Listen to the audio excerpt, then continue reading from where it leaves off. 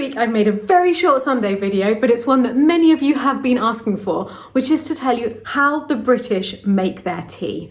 Now, the British are avid tea drinkers.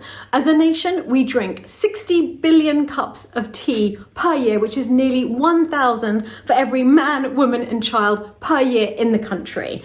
And most of us have it in quite a similar way, which is not the way that it was first had when it was discovered in 2737 BC by the Emperor Shen Nun, who was sitting beneath a tea tree as his servant was boiling water for him, and a leaf fell from the tree and fell into the water, and so tea was discovered, or so the legend goes.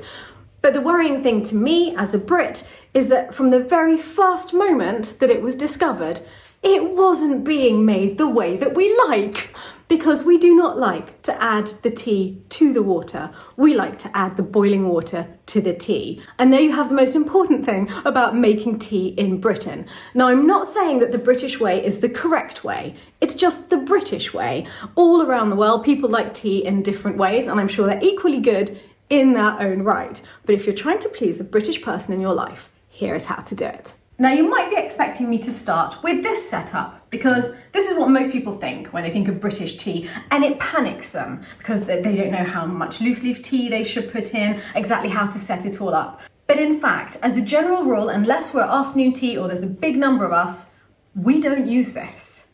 What we do to make a cup of tea is this. This is much more what goes on in any British household. A massive amount of tea bags, which are in no way individually wrapped, and most of them are still stuck to each other, and milk. And for some people, Dan behind the camera, for example, sugar.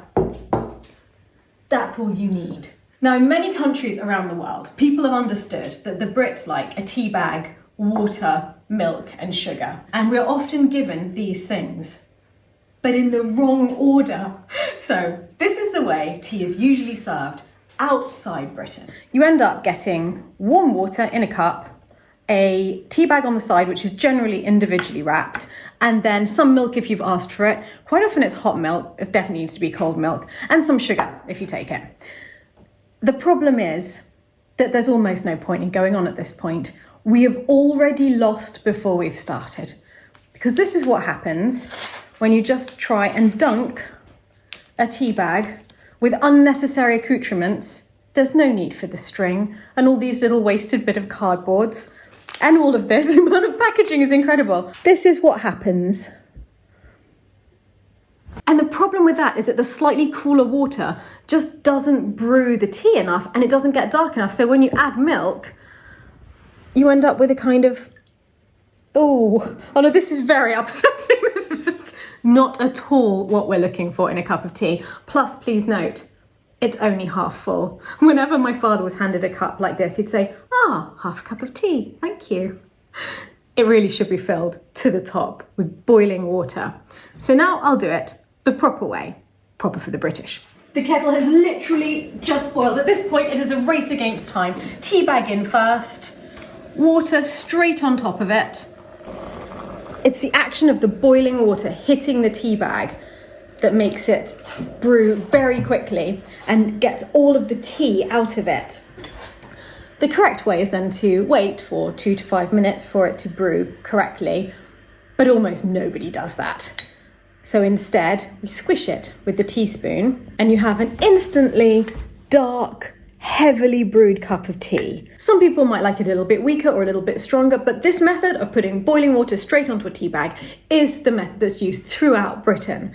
And then people just add however much cold milk they want. I like it pretty much like that. This is the point at which the sugar would be added, only I don't take any. And you can see it's still steaming. It's really warm. And even if it means I have to wait a tiny bit before I can drink it, at least I know that it's been properly brewed the way that I like it. And the problem with the Brits is that there's no real way of knowing whether they are happy with the cup of tea that you've given to them or not, because it's almost impossible to tell from their thank you. We're a very polite nation, and we will just thank you politely for anything put in front of us. Your tea, madame?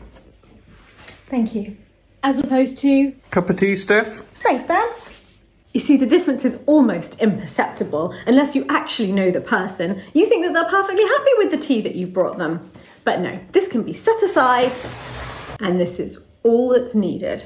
Ooh, well, but it is much better with a hot British buttered crumpet. And if you want to go really British, you can put Marmite on it. This is yeast extract, and it's really a love it or hate it situation. I'm definitely on the love side. Another day I will show you how to make the proper English afternoon tea with the loose leaf tea in a teapot. That's also amazing, but that'll be for another day. And in the meantime, cheers.